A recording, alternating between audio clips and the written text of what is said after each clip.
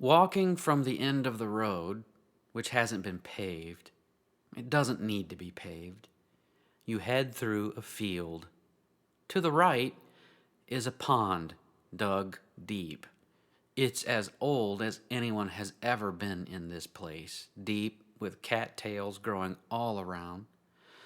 From the pond shore, you can easily land the biggest largemouth bass you can reasonably imagine. But that's not what you're all about this evening. The field gives way, and the land starts to decline into a little valley.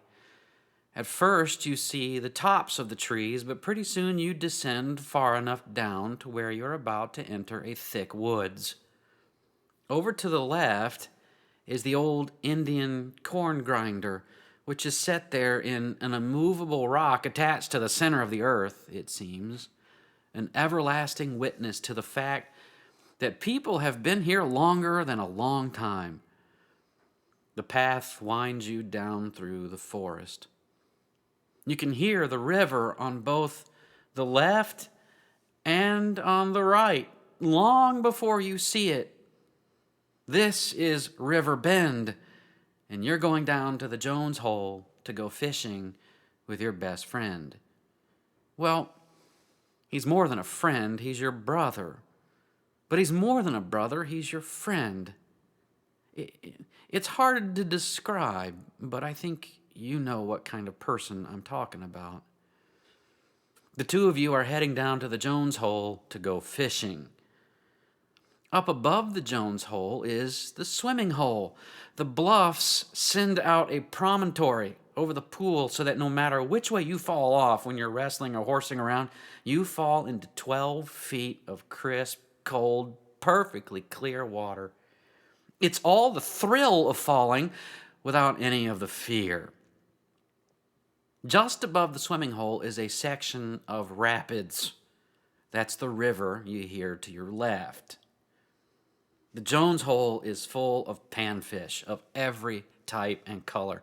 You and your buddy brother, or whatever he is, have no trouble bringing in a mess of red, yellow, and blue-colored fish ready for grilling over the coals of a fire just behind you on the sand. If you wanted, you could deepen the line and go for a couple of big catfish. Just below the Jones Hole is another section of rapids. That's the river you hear to your right. There's another hole below those rapids full of trout swimming around in these little rock-lined pools, fish growing large enough just for you so that you can catch them and eat them. If you wanted to fish there, the bluffs are set right against the river there, so you can't get there by walking. Instead, you get yourself into the swimming suit God made for you, and you swim down to the rapids, you and your brother friend, and when you'd get there, you'd roll over on your back, point your feet downstream, cross your arms over your chest, and you'd ride one of the two chutes down the river. A quick swim to the riverbank, and you'd find the gear you stored there on your last excursion. But you don't want to go down there just yet. There's something you want to check on first. A cabin sits up against the bluff, 16 by 16, more of a glorified tent so that 4 men could sleep there in safety. But there are no more bears, no more wild cats, no more water moccasins, no more copperheads, no more rattlesnakes, nothing to be afraid of, you see. The sun is never hot, and the wind is never cold, and never a thunderstorm, you see, because you've reached paradise.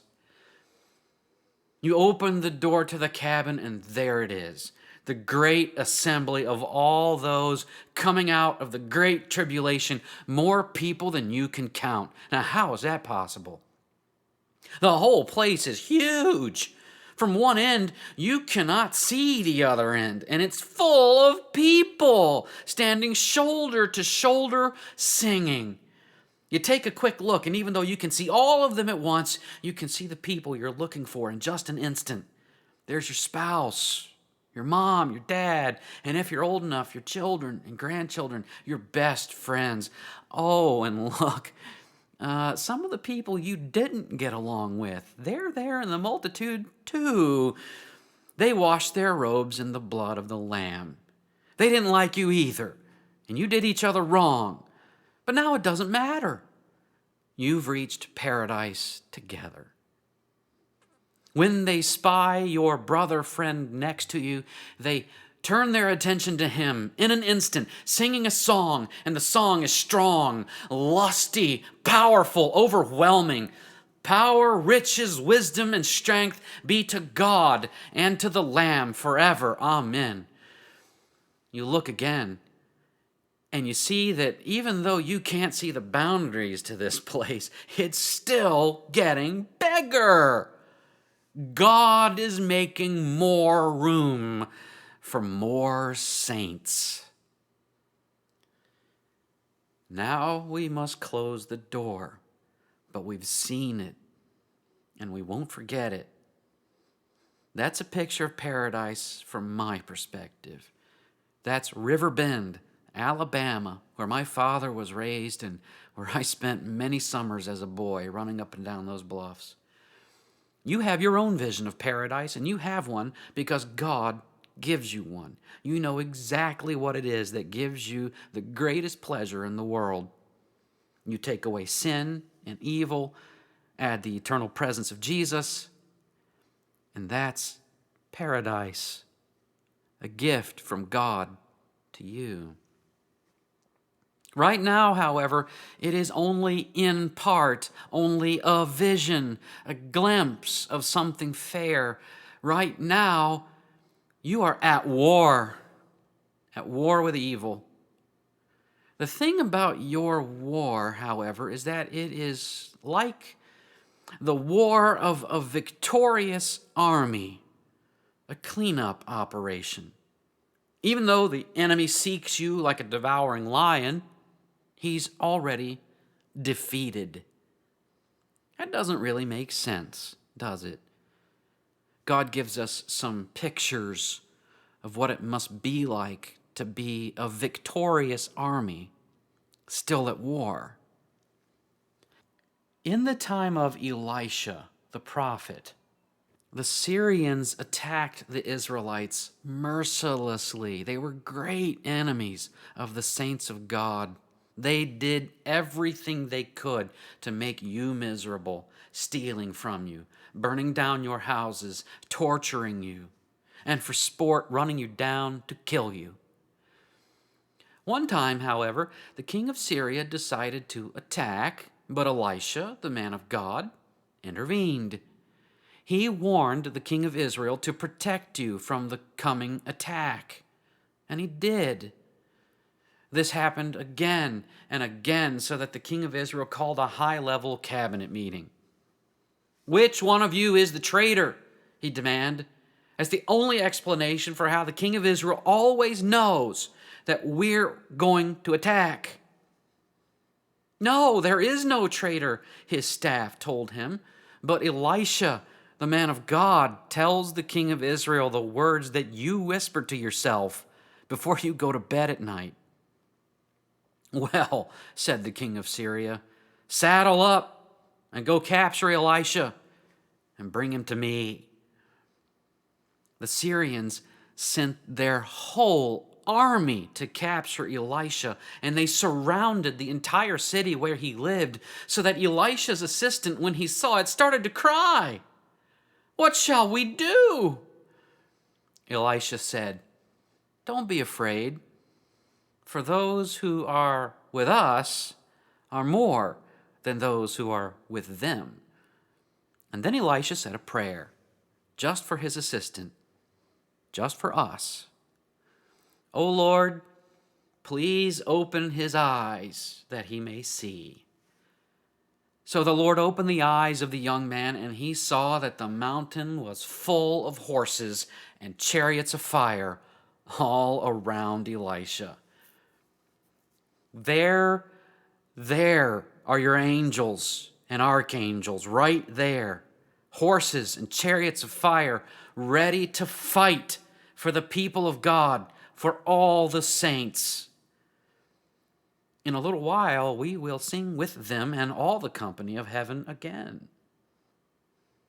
When the Syrians came down to capture Elisha, he prayed again, "Please strike this people with blindness." So the Lord struck them with blindness. And Elisha said to them, "You've come to the wrong place, and you've got the wrong guy. Let me lead you to the right place and the right fellow."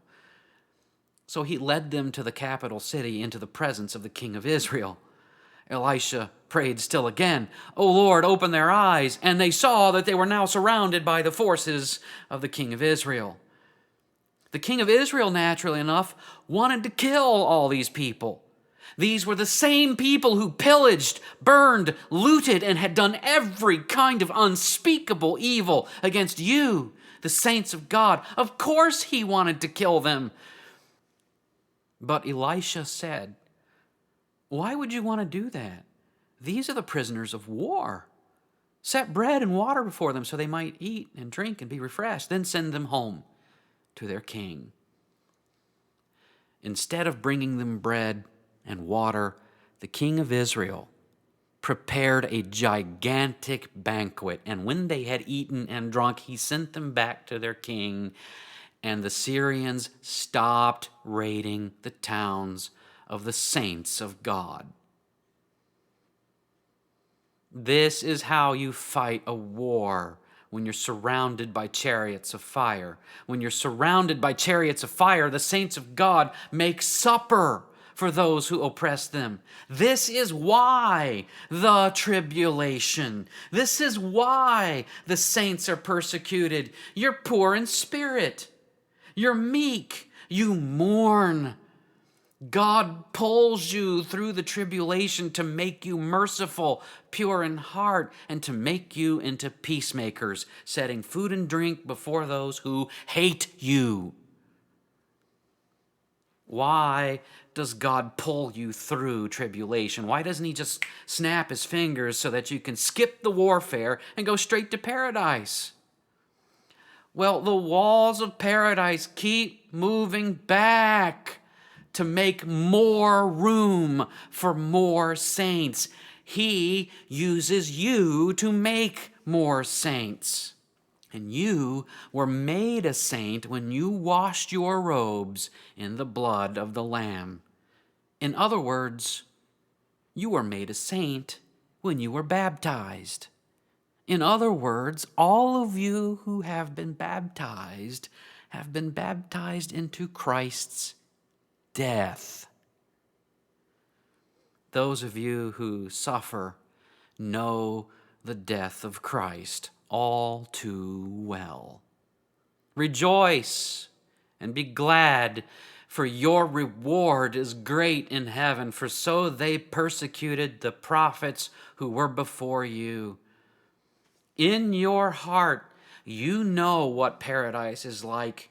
It is that, and it is full of people praising Jesus, who is pulling you out of the great tribulation.